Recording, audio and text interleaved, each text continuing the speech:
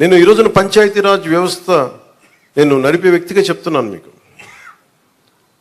ఇందులో నా సైడ్ నుంచి కరప్షన్ ఉండదు, నేను మీకు మాటిస్తున్నాను. పర్యావరణ శాఖ సంబంధించి దాన్ని బలోపేతం చేస్తాం. అకౌంటబిలిటీ, ఎన్విరాన్మెంటల్ ఆడిట్ పట్టుకొస్తాం. ఏ కాలుష్యం ఎందుకుంది, దానికి పారిశ్రామికవేత్తలు ఏం చేస్తారు, ఇబ్బంది పెట్టి భయపెట్టేది కాదు, కానీ వారి బాధ్యత కూడా గుర్తించేలా దానికి ఒక బలమైన ప్రయత్నం చేస్తాం. అలాగే పంచాయతీరాజ్ శాఖలు చూస్తే జల్ జీవన్ మిషన్ ప్రతి ఇంటికి రక్షిత మంచినీరు. మన పిఠాపురం సమస్య కాకుండా మనం కూర్చోబెట్టి ఈ మధ్యన ఈ కొల్లేరు కైకలూరు నియోజకవర్గం గురించి చూస్తే 80% అన్ని చేపల చెరువులు ఉన్నాయి, తాగడానికి నీళ్లు లేవు. గోదావరి పారుతూ ఉంది, మన గోదావరి జిల్లాలో గోదావరి నది పారుతూ ఉంది, కానీ తాగడానికి ఇబ్బంది పడిపోతూ ఉన్నాం. మన పిఠాపురం చూస్తే వెళ్తే ఎక్కడ చూసినా ఉప్పాడ, మనకి కొత్తపల్లి ఉప్పాడ ప్రాంతం, మిగతా ప్రాంతాలకు వెళ్తే తాగడానికి మనకు నీళ్ళు లేవు. కేంద్రం నుంచి ఎన్ని నిధులు ఉన్నాయంటే జల జీవన్ మిషన్కి అసలు నిధులకి కొరత లేదు, మనం అడగాలి తప్ప. ఎందుకు చేయలేకపోయారు అంటే దానికి అర్థం కాలేదు నాకు. పంచాయతీరాజ్ అధికారులు చెప్పింది కేంద్ర జల జీవన్ మిషన్కి ప్రతి ఇంటికి రక్షిత మంచినీటికి మీరు డబ్బులు అడగాలే కానీ ఇస్తారు. ఒకసారి కొన్ని పథకాలు కేంద్రం ఇచ్చేది 70% ఉంటుంది, 90% ఉంటుంది. దీనికైతే చాలా మ్యాక్సిమం ఉంది. దీనికి నాకు ఎగ్జాక్ట్ ఫిగర్ గుర్తులేదు, 90, 70 అని. అంటే మ్యాచింగ్ గ్రాంట్ ఇవ్వలేని పరిస్థితిలో ఉంది. మ్యాచింగ్ గ్రాంట్ కొన్ని చోట్ల 40 కోట్లు ఉంది, 50 కోట్లు ఉంది. 40, 50 కోట్లు 200, 300 కోట్లు చేస్తే మనకి కేంద్రం నుంచి 1000 కోట్లు వచ్చేస్తాయి. అంత మ్యాచింగ్ గ్రాంట్ కూడా ఇవ్వలేని పరిస్థితిలో మ్యాచింగ్ గ్రాంట్ ఇవ్వలేకపోయారు, కానీ ఋషికొండలో ఇల్లు కట్టుకున్నారు. వీళ్ళు బూడిదలో పోసిన పన్నీరు, అది బాధేస్తుంది. అంత విలాసవంతమైన భవనం, ఓకే, వాళ్ళు అనుకున్నట్టుగా నేను వాళ్ళ ఆ వాదనకి నేను సరే అంటున్నాను, ఓకే, మీరు అన్నట్టుగానే అది కూర్చోబెట్టి ఎవరైనా విఐపీస్ వస్తే ఉండటానికి అంత అవసరం ప్రస్తుతం. నాకే క్యాంప్ ఆఫీస్ ఇస్తే నన్ను అడుగుతూ ఉన్నారు, ఏం చేయమంటారు మరమ్మతులు అంటే, ఏం చేయగలరు అలా ఉంచండి అన్నాను. కొత్త ఫర్నిచర్ ఇంక కొనకండి, నేను తెచ్చుకుంటాను అవసరం అయితే. అలాగే మన సెక్రటేరియట్ నుంచి స్టాఫ్ వచ్చారు, మీకు ఈ మధ్యన అసెంబ్లీకి వచ్చారు కదా, మీకు జీతం ఈ 3-4 రోజులు కలిపి మీకు 35,000 వస్తుంది మీకు అని. నేను సంతకాలు పెట్టే మనస్కరించలే. నేనేమనుకున్నాను, జీతం తీసుకొని పని చేద్దాం అనుకుంటే యాక్చువల్గా లోపలికి వెళ్ళి పంచాయతీ నిధులను చూస్తూ ఉంటే డబ్బులు లేవు. పంచాయతీ శాఖలు ఎన్ని వేల కోట్ల అప్పులు ఉన్నాయో తెలియట్లా. ఒక్కొక్క హెడ్ తవ్వే కొద్దీ, అంటే ఒక్కొక్క దానికి ఏ హెడ్ కింద ఎంత ఖర్చు అవసరం ఉంది తవ్వే కొద్దీ అసలు అనంతంగా లోపలికి వెళ్తానే ఉంది. మాకు ఒకటే అనిపించింది, ఇవన్నీ కరెక్ట్ చేయాలి. ఇవన్నీ ఇంత అప్పుల్లో మనకి పంచాయతీరాజ్ శాఖ ఉన్నప్పుడు నాలంటూ డబ్బులు తీసుకోవటం చాలా తప్పు అనిపించింది. అందుకని వాళ్ళు చెప్పి నేను జీతాన్ని వదిలేస్తున్నాను, నా జీతాలు ఏం వద్దు, కానీ నా దేశం కోసం, మా నేల కోసం పని చేస్తాను. ఎందుకంటే ఇది పరిస్థితుల్లో మేము ఇచ్చే పరిస్థితుల్లో ఉండాలి మనందరం. అలాగే ప్రతి గవర్నమెంట్ ఉద్యోగులకు సంబంధించి కానీ, పోలీస్ శాఖకు సంబంధించి కానీ, వాళ్ళు టీఏలు, డిఏలు, రిక్రూట్మెంట్, ఇవన్నీ చాలా కష్టసాధ్యమైన సమస్యలు. ఇవన్నీ చెయ్యాలి, యాక్చువల్ బాధ్యత ప్రభుత్వాలకి. నేను ఈ రోజున ప్రభుత్వంలో భాగస్వామిగా చెప్తున్నాను. నేను అద్భుతాలు చేస్తాం అని చెప్పట్లే, కానీ మీకు జవాబుదారీతనం ప్రభుత్వం ఉన్నది ఉన్నట్టుగా చెప్తాం. ఈ రోజున చేయగలిగేది చేసి చూపించాం. ఈ రోజున రాగానే మొదటి సంతకం గౌరవ ముఖ్యమంత్రి శ్రీ చంద్రబాబు గారు పెట్టింది ఇదే. మేము అనుకున్న స్కిల్ సెన్సెస్ నేను ముందు ఇనిషియేట్ చేశాను. ఇక్కడ వారాహి సభలో చెప్పాను, స్కిల్ డెవలప్మెంట్ జరగాలి.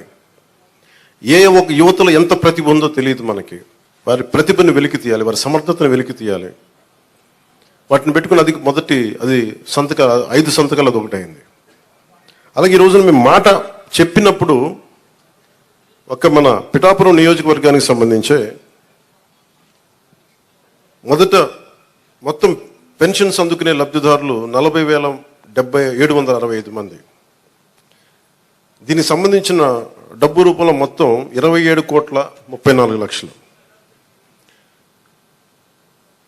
వృద్ధాప్య పెన్షన్లు అందుకునే వాళ్ళు దాదాపు 20,396. వితంతు పెన్షన్లు అందుకునే వాళ్ళు 9,970.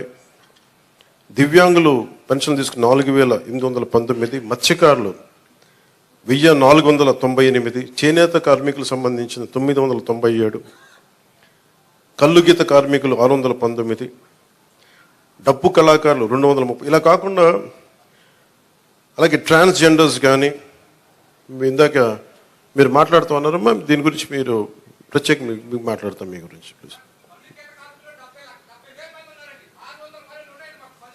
కరెక్టే, ఇవన్నీ మీరు ఒక్కరోజు వినండి మీరు ఆవేశపడకండి, కూర్చోండి,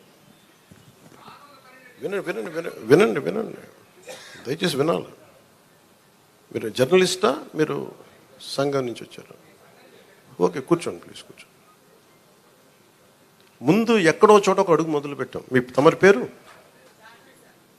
మీ పేరు? మీ పేరు సార్?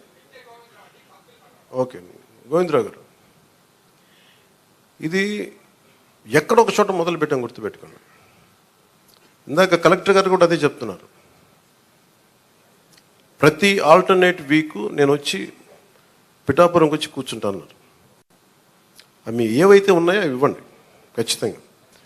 దీంట్లో కూడా చాలా ఛాలెంజెస్ ఉన్నాయి. గత ప్రభుత్వం కూడా అర్హత లేని వాళ్ళు పెట్టారని, అర్హత ఉన్న వాళ్ళు, రకరకాల కామెంట్స్ ఉన్నాయి. వీటన్నిటికీ కలెక్టర్ గారు వీళ్ళందరూ సలహాలు ఇచ్చేది ఏంటంటే, కేంద్ర క్యాబినెట్కి ఇచ్చేవాళ్ళు, మనం రాష్ట్ర క్యాబినెట్కి చెప్పమంటుంది ఏంటంటే, ఒక రీసర్వే కూడా జరిగితే చాలా మంచిది దీని మీద అని. ఖచ్చితంగా కలెక్టర్ షాన్ మోహన్ గారు చెప్పిన ఈ సలహాని రాష్ట్ర క్యాబినెట్ ముందు ఖచ్చితంగా గౌరవ ముఖ్యమంత్రి చంద్రబాబు గారి దగ్గర దృష్టిలో కూడా పెడతాం. అది కేంద్ర క్యాబినెట్లో, రాష్ట్ర క్యాబినెట్లో మేము చర్చిస్తాం.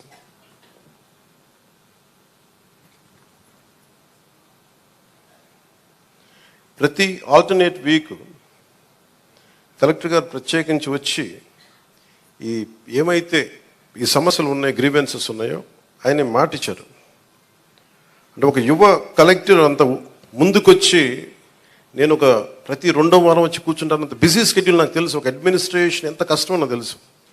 అలాంటి సమయంలో ఒక ఎవ్రీ ఆల్టర్నేట్ వచ్చి నేను ఇక్కడికి వచ్చి గ్రీవెన్సెస్ నేనే వ్యక్తిగతంగా చూస్తాను అన్నందుకు వారికి ప్రత్యేకంగా మోహన్ గారికి నా ప్రత్యేక కృతజ్ఞత. అలాగే చాలా సమస్యలు ఉన్నాయి. ఇప్పుడు ఉదాహరణకి మనకి 40% దాటితే తప్ప మనకి దివ్యాంగుల సర్టిఫికేట్ రాదు అనేది డాక్టర్లు అసెస్ చేయాలి. ఒకసారి 90% ఉంటుంది కానీ దాన్ని అసెస్ చేయరు.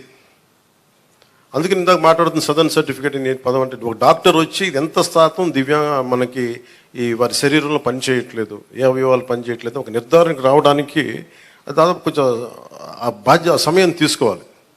దీన్ని నడిపే నాయకత్వం కానీ, వ్యవస్థ కానీ అన్నీ ఉన్నాయంటే ఉన్నాయి, కానీ నిర్వీర్యంగా ఉన్నాయి, కొంత జోష్తో పనిచేయట్లేదు. మేమందరం ఎందుకున్నామంటే ఇక్కడ ఈ రోజున కూర్చోబెట్టి ప్రతి గంట ఈ రాష్ట్ర అభివృద్ధి కోసం పనిచేయడానికి, ప్రజా సంక్షేమం పనిచేయడం కోసమే ఉన్నాం.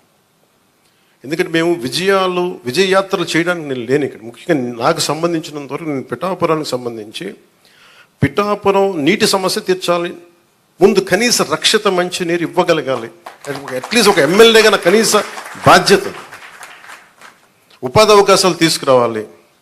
అలాగే ఎన్ని పెన్షన్స్ ఉన్నాయో సరైన అర్హులందరూ, మిస్ అయిన అర్హులు ఎవరైతే ఉన్నారో వాళ్ళందరినీ ముందుకు తీసుకొచ్చి గుర్తించి వాళ్ళకి ఇచ్చేలాగా నా మొదటి ప్రయత్నం.